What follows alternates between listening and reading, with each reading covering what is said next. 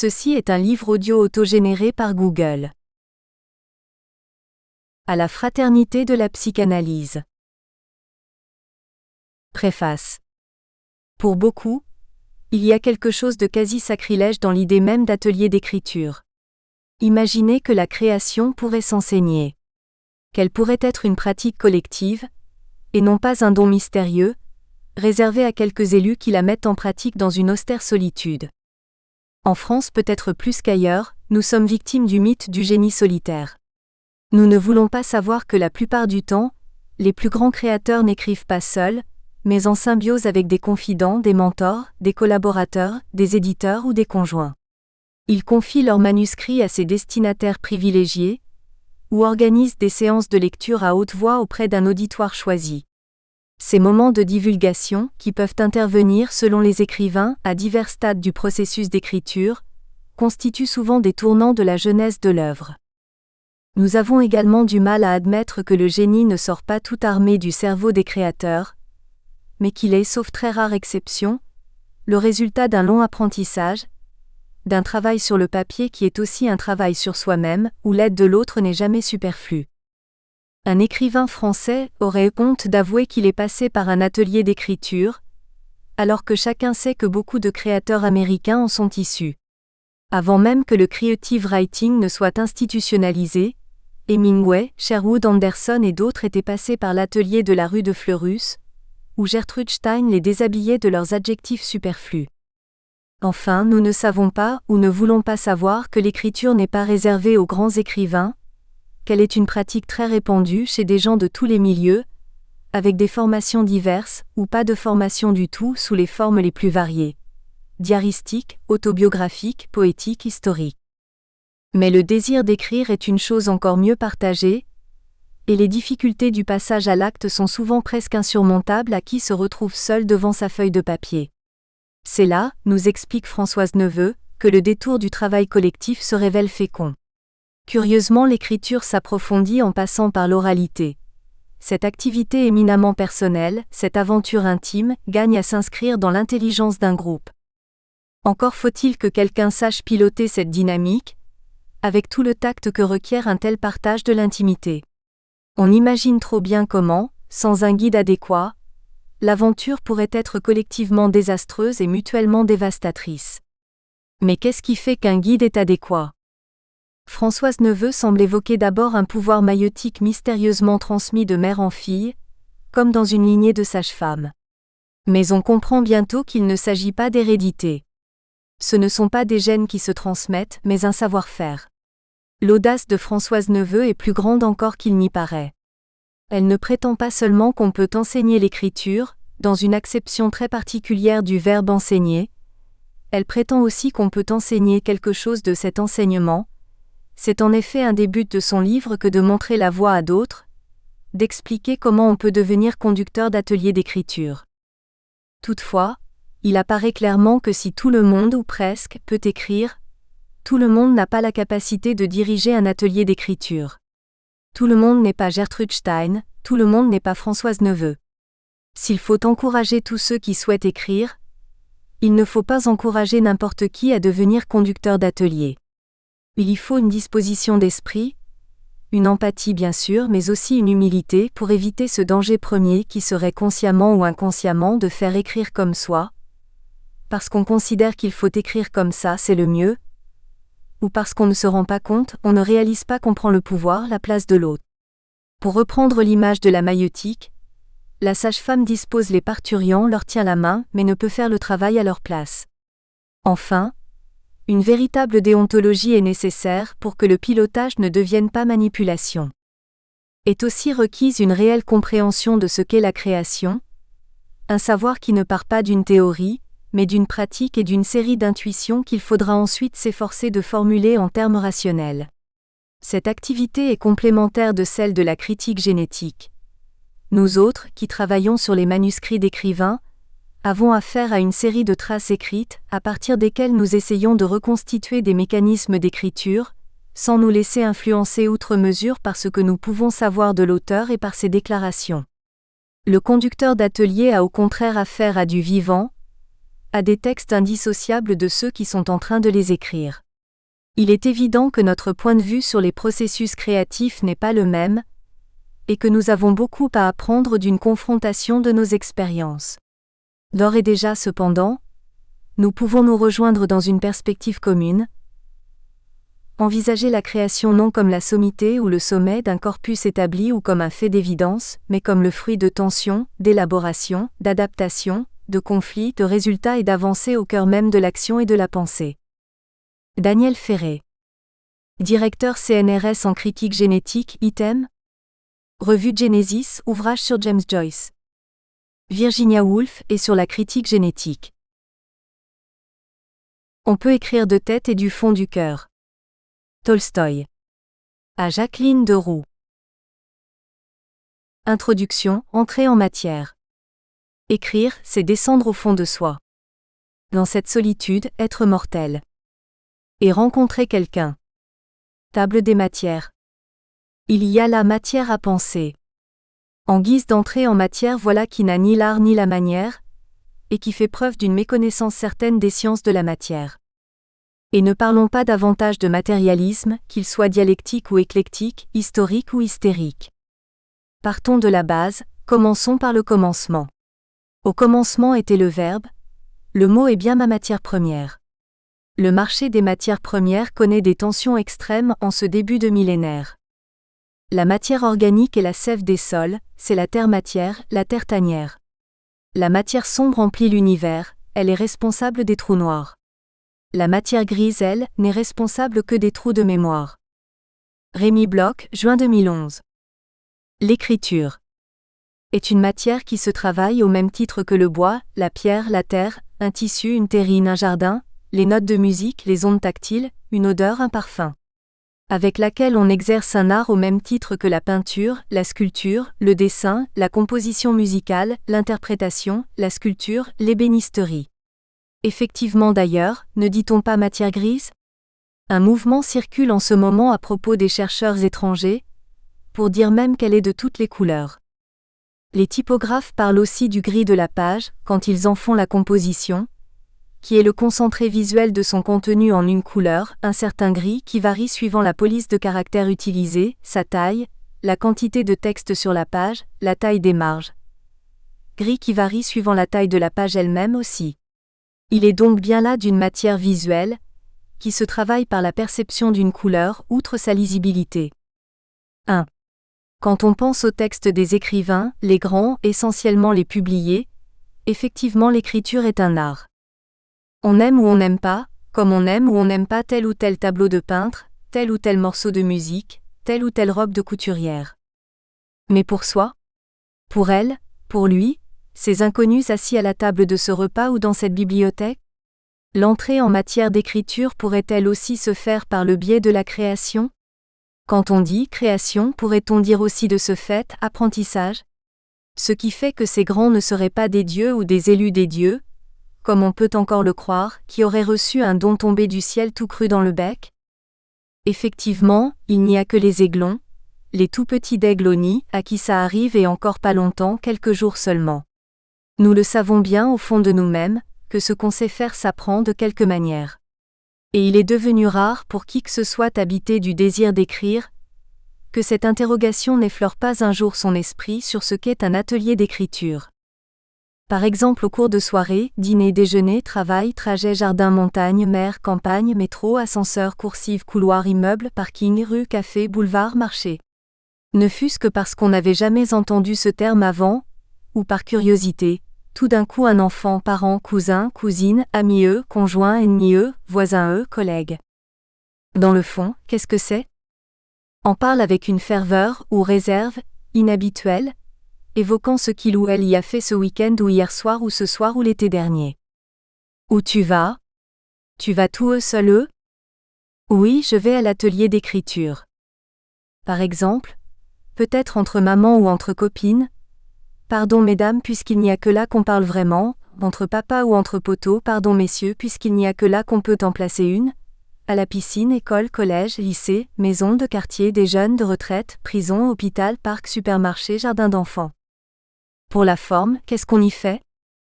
Ou tout à coup on est pourtant crevé, mais on pense à autre chose. Exit le chef et sa pommade qui veulent seulement des mots qu'il faut comme il faut quand il faut et surtout du rendement. Ah ça oui, du rendement. Exit la famille où je n'ai pas 2 mètres carrés à moi pour mettre une table et des tréteaux. Je dois m'occuper de tout le monde si je suis une femme, je dois m'occuper de tout le monde si je suis un homme. Quand on a 5 minutes, enfin tranquille. Difficile d'avoir sa place, de la place, une place. Au volant de la voiture ou à la cantine. Dans les transports en commun c'est mieux pour la planète ils disent, ou dans le parc, dans l'allée, sur un banc. À vélo de la commune ou celui d'une copine, d'un copain Paul ou Jacques ou sur la mob de Pierre qui pétarade comme ça on n'entend plus rien. Ou avec la trottinette de Mariette et on rêve à ce qu'on pourrait dire autrement. Autrement. Un intérêt petit mais grand, insistant ou immense suivant comme ça se présente, se redéclenche dans un coin de la tête et du corps et du cœur. Un coin, écrivent Molière et Rabelais en vieux français. À cause de l'odeur, et puis parce que j'y serai tranquille, reprend et ajoute Boris Vian. Il résiste, s'accroche. Il bâtit une zone de résistance, de celle où on peut rester quoi, du latin quietu au repos, calme, tranquille, et rester soi, du latin sucher, s'accoutumer, qui engendrera plus tard aussi costume, coûte que coûte, vaille que vaille. Chemin faisant, comment on en monte un ? Au point qu'il arrive aussi dans ce territoire, le souhait d'y bâtir quelque chose comme de tourner vers les autres, peut-être comme un métier qui aide. À l'inverse. Quand on connaît ce qu'est un atelier d'écriture et qu'on est interrogé, il est très difficile de répondre.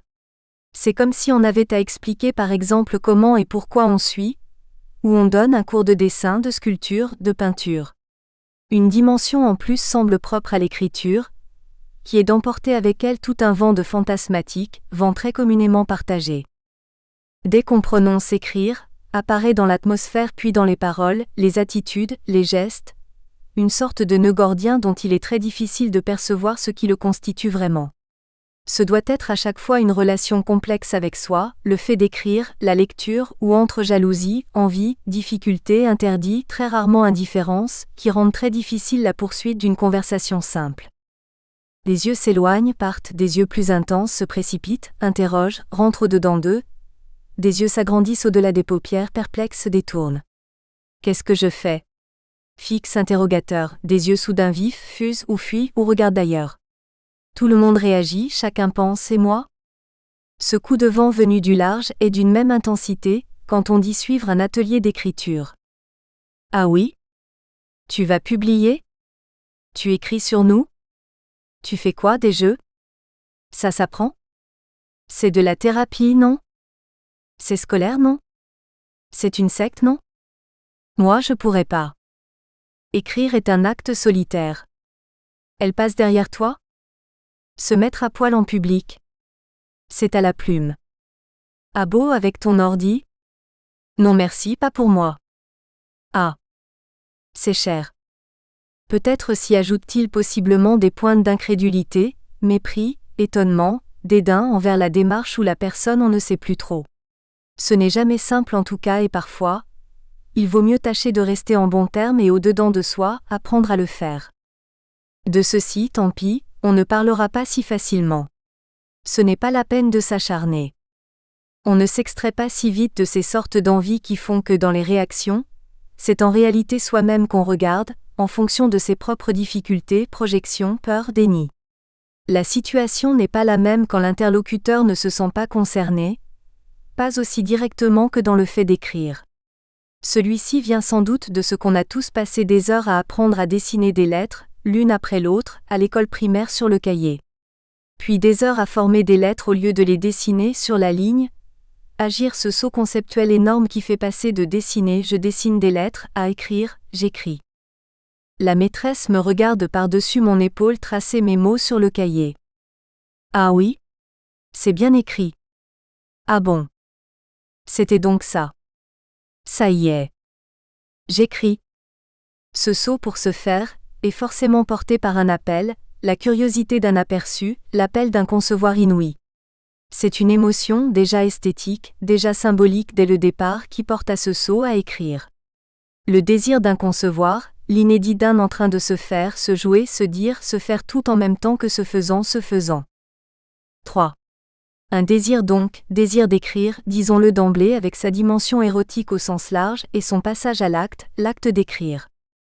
Érotique de la langue, du langage qui vient sur le papier, du scintillement des mots, ça veut dire ce que ça dit littéralement et dans tous les sens, Arthur Rimbaud. Érotique du son qui s'organise dans le silence, à la lecture à venir et comme d'un retour à l'origine, Pascal Quignard. Érotique de la pensée en mouvement, du geste d'écrire, celui d'un désir qui passe à l'acte. Désir d'un désir d'écrire titillé à ce moment d'apprentissage à l'école, peu ou prou chez tout le monde. On s'en souvient, c'est sûr, chacun, pour réagir comme ça, de ce qu'on a oublié. Et la réalité d'un atelier est bien réelle. Ici on passe à l'acte, on n'est plus dans le seul désir et le fait d'imaginer. L'ambition ici est simplement d'aborder ce réel-là. Aussi simple que de jouer du violon, dit Maximilien Vox à propos de la typographie. Ou de toute matière artistique, ou ébénisterie, psychanalyse, ou ce que chacun prend, y apprend, en retient, est différent à chaque fois, pour chaque personne dans l'ensemble et à chaque moment. Mais ébénisterie, psychanalyse ont déjà été pensées. Ici pas de discours référent qu'on pourrait convoquer, pas de phrases type à alléguer, de concepts, de logiques vis-à-vis desquels on pourrait se situer, pas de penseur S avec ou contre le S qu'elle laisse s'appuyer, se définir et continuer d'avancer. Sauf par la bande en parallèle, autrement dit autrement comme ce le serait par Freud, Nietzsche, Barthes, Bakhtin, Bonnefoy, Ricoeur, ou par la peinture ou par la musique, ou par la danse, l'ébénisterie, le travail du bois ou de la pierre, du fer ou de la terre, le feu, l'air, sous un autre angle, sur un autre territoire, dans une autre discipline. Et par les poètes et auteurs eux-mêmes, les gens de terrain. La matière à être pensée est suffisamment jeune pour que chaque tentative, chaque essai vienne inscrire de toute façon du nouveau, chaque pensée enrichir la recherche. En tout cas, savoir si on est pour ou contre les ateliers d'écriture, la question n'est pas là puisque de toute façon ça existe. Tâchons d'y contribuer, à notre manière. Tâchons de faire un tour à notre façon, de la question en 90 points. Avec l'aide depuis 7 ans des étudiants en Master IDC-ARP à l'UCO d'Angers, et celle de tous mes élèves et participants. La question est, un atelier d'écriture. I dans le fond, qu'est-ce que c'est ? 2. Pour la forme, qu'est-ce qu'on y fait ? 2. Chemin faisant, comment on en monte un ? Et 4. Par-dessus le marché.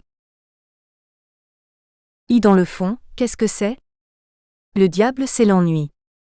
Peter Brook. En entrant dans un atelier d'écriture, j'ai pensé devenir écrivain par reproduction de modèles existants mais, au fil des séances, j'ai compris que le seul modèle à reproduire est celui que je devrais faire éclore en moi. Ce qui m'a permis de comprendre qu'un atelier est un espace de découverte sur soi. En entrant dans un atelier, j'attendais qu'il me vienne de l'autre des ressources qui me permettront d'acquérir un savoir-faire, et je compris qu'un atelier est un espace de motivation des forces qui sont en moi. En entrant dans un atelier, j'espérais trouver dans la perspective de l'autre mes propres visions et je compris qu'un atelier est un espace de projection de soi. Moïse Camara et promotion Master 1 DC-ARP UCO Angers juin 2008. Il est rare qu'à une question posée, et ce depuis toujours, sauf en termes de philosophie peut-être ou la réalité, et non le réel, donc hors de tout questionnement sur sa représentation, serait un phénomène unique et univoque, il n'y ait qu'une seule réponse. Qu'est-ce qu'un atelier d'écriture d'un point de vue factuel, historique, théorique, cognitif ? Mais aussi, qu'est-ce que c'est qu'un atelier d'écriture selon celui qui parle ? À l'image du film Rashomon, de Kurosawa, 4 témoignages des 4 personnes concernées par un crime dans une forêt. Le mari de la victime, un témoin, l'assassin et la victime elle-même rappelée du royaume des morts pour comparaître elle aussi devant le tribunal du village, ne suffisent pas à éclaircir le drame, à comprendre ce qui s'est vraiment passé, à établir la vérité. Tout dépend de celui qui répond, de son regard, de son point de vue, son angle, sa manière de se représenter le monde, ses connaissances, ses expériences, sa connaissance de soi. Dépend aussi de sa formation, son raisonnement, son mode de pensée, ses élans, de son paysage intérieur, de ce qui lui est central, ce qui lui importe à ce moment de sa vie et des tenants et aboutissants pour lesquels il exerce ce métier. Ici, l'angle est celui d'un atelier d'écriture créative. Ce qu'il est, ce qu'il peut apporter à soi et aux autres, ce qu'on peut en faire d'un point de vue personnel et professionnel, par exemple pour faire écrire d'autres personnes. Cette connaissance du travail, d'un auteur et d'un texte est inscrite dans une perspective historique ou culturellement, il en a déjà été comme ça depuis que l'art existe et que l'écriture est ce qu'elle est, en texte, création. Sans doute s'agirait-il de remonter loin dans le temps pour retrouver une origine de ce qui s'affirme, au-delà d'un désir, être et naître d'un plaisir et d'un apprentissage. À histoire d'écrire. On essaie d'écrire comme on essaie d'être soi. C'est l'histoire de toute une vie. Monique Salzman, 2000. Les ateliers d'écriture en France et francophones recouvrent une réalité multiple. 4. Selon le champ privilégié où ils s'inscrivent. Il y a ceux qui sont à orientation plutôt professionnelle, thérapeutique, sociale, tournés vers l'édition, l'expression personnelle ou pour travailler sur la personne plus que sur le texte.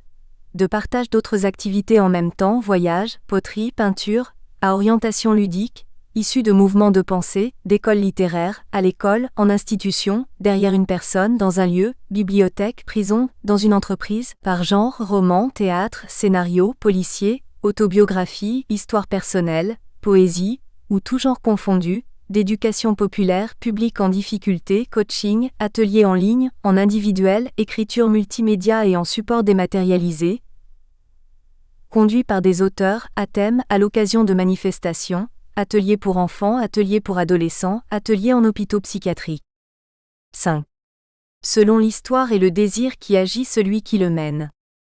Dans cette assemblée, l'atelier qui se retrouve en situation de création, il est possible de rapporter les composantes en œuvre au cœur du fait d'écrire à la trilogie de ces trois grandes directions, soit l'écriture, le groupe. Ce sont elles qui vont déterminer de façon centrale la nature d'un atelier.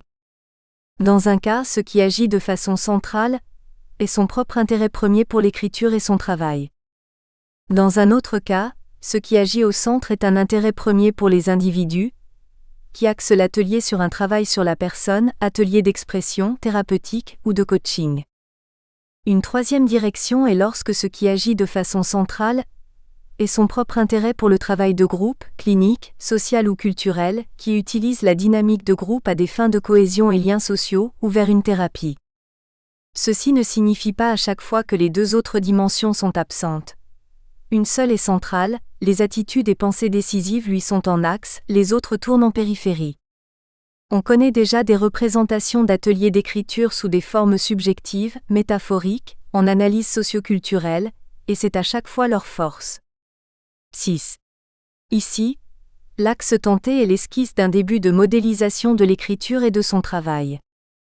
Regardez le travail de l'écriture créative au travers d'un outil qui permet de le penser, et de le penser de l'intérieur, du côté de celui qui écrit. Comme dans toute modélisation, il ne s'agit nullement de prétendre à l'exhaustivité, mais d'apporter une pierre à l'ouverture de ce champ de pensée, donc à son édifice en recherche. L'intérieur de l'acte d'écrire, de l'atelier et du désir d'écrire, pour évoquer dans les trois cas ce qu'on ne voit pas de l'extérieur mais à l'intérieur de quoi tout se prépare, ça se travaille, en devenir. 7. Ce qu'on peut appeler la dormance et sa levée qui la... Nous espérons que vous avez apprécié cet aperçu. Pour continuer à écouter ce livre audio sur Google Play Livres, utilisez le lien dans la description de la vidéo.